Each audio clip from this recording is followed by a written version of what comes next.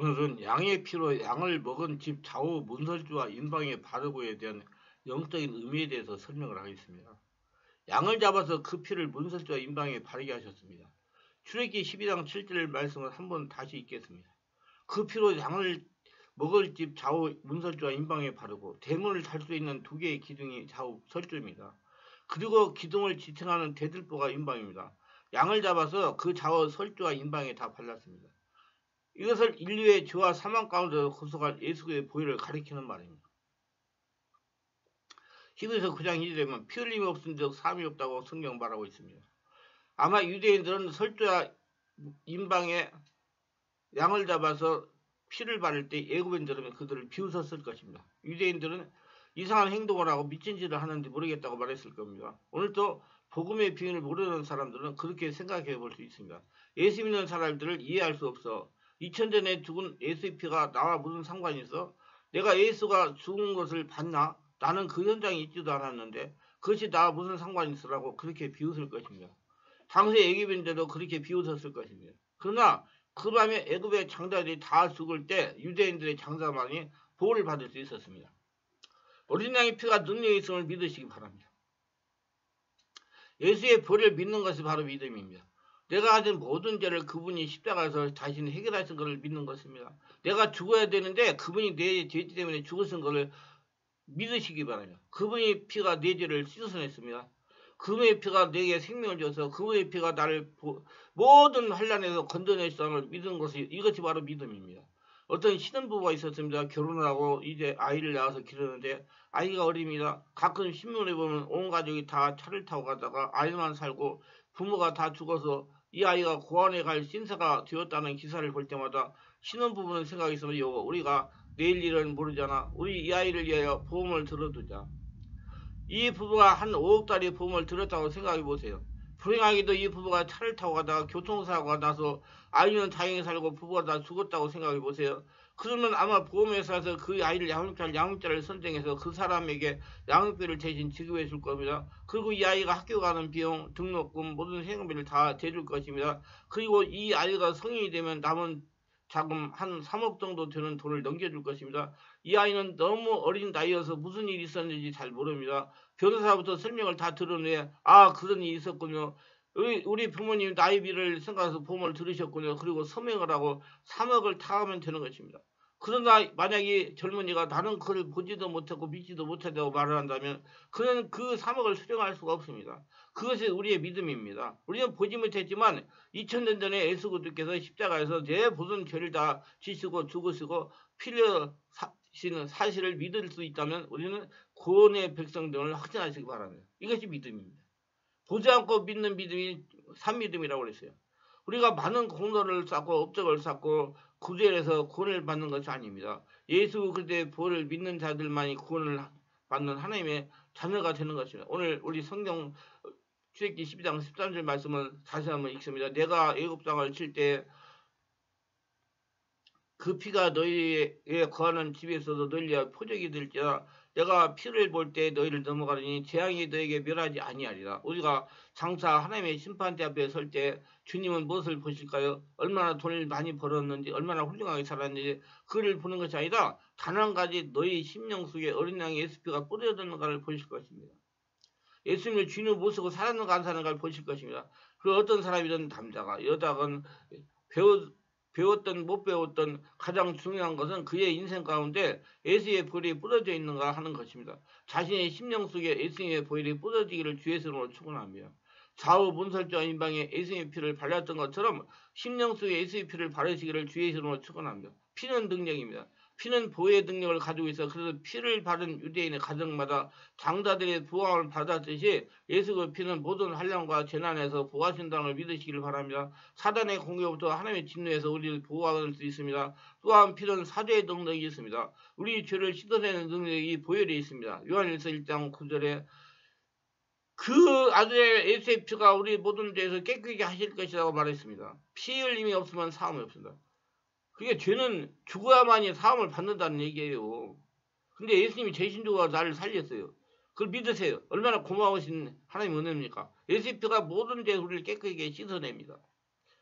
어떤 사병이 전쟁에 나갔다가 아주 심한 부상을 입었습니다. 그는 이제 곧 죽음에 임박했으나 그를 불쌍히 여기는 군목이 그를 찾아가서 그에게 복음을 전하고 예수님을 영접하게 하려고 시도했지만 그는 아무도 만나려고 하지 않았습니다. 어렵게 군목은 사정을 해가지고 그 사병을 만나게 되었습니다. 그는 매우 심각한 상황에 처해 있었습니다. 그에게 물었습니다. 여보게, 자네는 왜 나를 만나기를 거부하는가?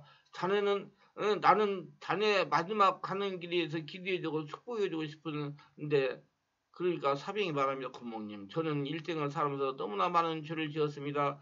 죄를 기록한다면 여기 흰백에 기록해도 다 기록할 수 없습니다. 너무너무 많습니다. 그때 군목이 말합니다. 여보게, 자네의 죄를 여기에 다 기록해보게. 그런 문제가 되지 않는다래. 바로 하나님의 아들 예수님 피가 우리들을 모든 죄에서 깨끗게 하시기 때문이네. 그는 그 젊은이에게 이 보혈의 능력을 설명했고 그가 복음을 영접하고 예수를 영접하고 평안한 마음으로 마지막 인정을 맞이할 수가 있었습니다. 세상에 어떤 거라도 우리 죄의 문제를 해결할 수 없지만은 예수 그리스도의 보혈만이 우리를 죄에서 깨끗하게 하실 수 있는 것입니다. 종종 목욕탕에 가면 문신하는 분들이 있습니다. 용 그림, 뱀 그림, 호랑이 그림 이런 것들이 등에다가 그립니다. 보기에 흉합니다. 그런 것을 하시는 분들을 보면 조폭 세계에서 오셨다는 생각을 들게 합니다. 어느 도시에서는 그런 분들이 목욕탕에 출입을 못하게 해서 무리를 일으켰다고 합니다. 발로 떼어서 그곳에 색깔 있는 것을 넣어가지고 그렇게 만든다고 합니다. 그런데 그것을 지우는 것은 더 고통스럽다고 합니다. 병원에 가서 수술을 받지 않으면 그건 도저히 지워지지 않습니다. 그 문신은 내가 보기 싫다고 해서 아무리 이태리 타올로 밀어도 아무리 씻어도 지우지 않습니다. 마찬가지입니다. 우리가 살아온 죄의 흔적들은 우리에게 남아서 늘 남아있는 것입니다. 그 죄를 아무리 씻어도 씻을 수가 없습니다. 그 죄를 씻을 수 있는 것은 예수 그리스도의 보혈만이 깨끗해 해주는 것을 믿으시기를 바랍니다. 베드로전서 1장 18절이라면 우리가 구속된 것은 의나 근거 같이 없을 거로 된 것이 아니라 오직 흠없고 드문 어린 양 같은 그리의 보배로운 피로 된 것이라고 말씀하고 있습니다. 주님의 구속은 한 번 되어진 것이 영원한 속죄입니다. 그래서 히브리서 9장 12절에 보니까 염소와 송아지 피로 아니하고 오직 자기 피로 영원한 속죄를 위해서 단번에 성소에 들어가서니라고 말씀했어요. 예수님은 영원한 속죄를 이루었습니다. 우리가 과거에 지은 데만 아니라 미래에 지은 데까지도 다 용서하는 그 은혜를 우리를 위해서 준비하셨습니다. 어떤 분들은 이런 농담도 합니다. 하나님은 전능하신데 그냥 너희 죄가 용서받았다 하면 될 것인데 하나밖에 없는 아들 예수가 십자가에서 고통받게 하셨을까? 왜 그러셨을까? 예수님이 십자가에서 고통을 받았다는 것은 우리 죄가 그만큼 중하다는 얘기입니다. 죽어야만이 해결되고 고통을 당하고 죽어야만 해결된다는 얘기예요. 믿으세요. 그걸 예수님께서 십자가에서 고통을 다 당하시고 피 흘리시고 죽으셔가지고 믿는 저와 여러분이 구원을 받은 것입니다. 구속 곧 제사함을 받은 것이에요. 또 예수님의 보혈은 치료의 능력이 있습니다. 예수님의 보혈은 우리의 마음의 상처를 치료해 줍니다. 우리 육신의 질병과를 치료해 주심을 믿으시기 바랍니다. 그래서 우리가 질병을 치료할 때 예수님의 보혈로 기도하는 겁니다. 예수님의 보혈은 사단으로부터 우리를 보호합니다. 우리의 모든 죄를 깨끗하게 하시는 능력이 있어요. 그리고 우리를 치료하는 능력이 있어요. 올지 어린 양과 우리 예수님과 공통점이 있습니다. 바로 흠이 없다는 것입니다. 어린 양을 잡을 때 뼈를 꺾지 않는다고 말합니다. 우리 예수님도 십자가에 달리실 때 뼈를 꺾이지 않았습니다. 이런 부분 19장 33절을 보면 예수께서 이미 죽은 걸 보고 다리를 꺾지 아니하라고 말씀하고 있습니다. 로마 병정들은 십자가에 죄인들이 죽는 것을 확인하기 위해 반드시 뼈를 꺾는데 예수님 뼈는 꺾이지 않았다고 그랬습니다. 그것은 구원의 약속을 이루기 위함이라고 성경은 말씀하고 있습니다. 유월절 어린 양은 각종 장자의 생명을 살렸습니다. 동시에 우리 어린 양 예수 그리스도께서는 우리의 죽음에서 건지시고 새로운 삶을 우리에게 선물해 주셨습니다. 그러나 분명한 사실이 있었습니다. 유월절 어린 양과 어린 양이 예수님과는 분명한 차이가 있습니다. 유월절의 어린 양은 희생물을 드린 가족의 숫자만 구원을 얻을 수가 있었습니다. 그러나 예수님의 피는 모든 사람들을 구원할 수 있음을 믿으시기 바랍니다. 이 인류 모든 사람들이 믿기만 하면 다 구원돼요. 세상 사람들이. 또한 유월절 어린 양은 유월절 절기가 되면 그 가족을 위해 양을 잡아서 피를 드려야 됩니다. 그러나 이 땅에 오신 예수 그리스도는 단 한 번 영원한 속죄를 이루셨다는 겁니다. 이제 우리는 날마다 주님이 흘리시는 그 보혈의 비밀을 깊이 묵상하면 좋겠습니다. 그리고 우리가 보혈을 능력을 구할 수 있으면 좋겠습니다. 우리가 여호수아에서 보면 이스라엘 백성들이 여리고를 점령할 때 가나안의 정탐꾼을 숨겨줬던 기상 나아 집에 창문에 붉은 줄을 내립니다. 그 줄을 내린 집은 보호를 받고 구원을 받을 수가 있었습니다. 오늘 우리도 많은 줄이 있지만은 예수 그리스도의 십자가 붉은 줄을 잡는 사람만 보호받을 수 있음을 믿으시기를 바랍니다. 이제 우리는 그 보혈의 줄을 잡아야 할 뿐만 아니라 우리의 기도의 줄을 잡아야 됩니다. 오늘 항상 예수님의 은혜를 가지고 심령에 항상 하나님의 은혜 보혈의 피해를 보시고 은혜를 받아서 구원의 확신, 믿음을 가지고 영원한 천국을 누리며 살아가시기를 주의 성으로 축원합니다. 기도합니다. 오늘도 저희 설교를 끝까지 들어주신 분들을 축복하소서.